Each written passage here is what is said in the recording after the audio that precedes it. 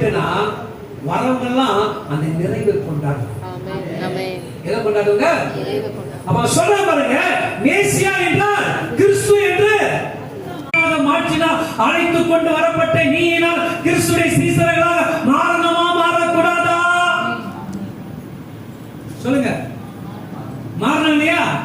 இப்ப இந்த சீசனுக்கு உண்டான அடிப்படை குணம் வேணுமா வேண்டாமா? வேணுமா வேண்டாமா? இருக்கா சிஸ்டர் பிரதர்? இருக்கா இருக்கா இல்லையா? இல்லைன்னா கேட்கணும், இருக்குன்னா இன்னும் அதிகப்படுத்திக்கணும். சொல்லுங்க. நான் எப்போ எதுவுமே இல்லைன்னு சொல்லிட்டு இருப்பேன், ஏன்னா அப்போ நான் அவர்கிட்ட எனக்கு கிடைக்கும். இல்லப்பா எனக்கு எல்லாம் இதெல்லாம் போதுமா சொன்னா, ரைட்டா தம்பி உனக்கே இது போதும் போது அப்புறம் நான் உனக்கு எதுக்கு கொடுங்க வச்சுக்கிறேன். சொல்லுங்க, சொல்றது புரியுதா? ஆண்டவரே இது போதும், ஏன்னா பைபிள் அப்படிதான் சொல்லுது. பைபிள் என்ன சொல்லுதுங்க? ஜாடியை கொண்டு வந்து வைக்க வைக்க தண்ணி என்ன பண்ணுச்சு? என்ன ஊற்றப்பட்டது. அடுத்த பாத்திரம் எங்கன்னு கேட்டாங்க, பாத்திரம் நிலமனை எது நின்னுச்சு?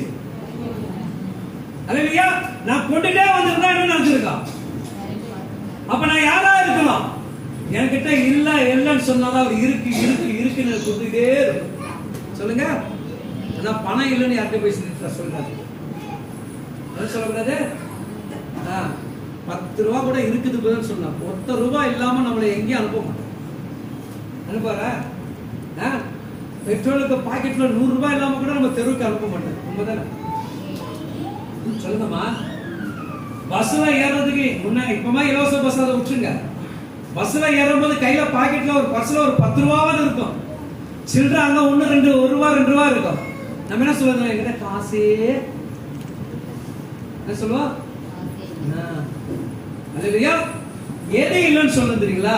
ஆண்டவரே நீர் கொடுத்த அபிஷேகம் எனக்கு பத்தல, நீங்க கொடுத்த கிருபை பத்தல, நீங்க கொடுத்த செபாவி பத்தல, நீங்க கொடுத்த வல்லமை பத்தல, இதான் எனக்கு கொடுங்க கொடுங்கன்னு கேட்கணும். அதெல்லாம் செல்வம் இதெல்லாம் நீ கேட்காம அவர் கொடுப்பாரு.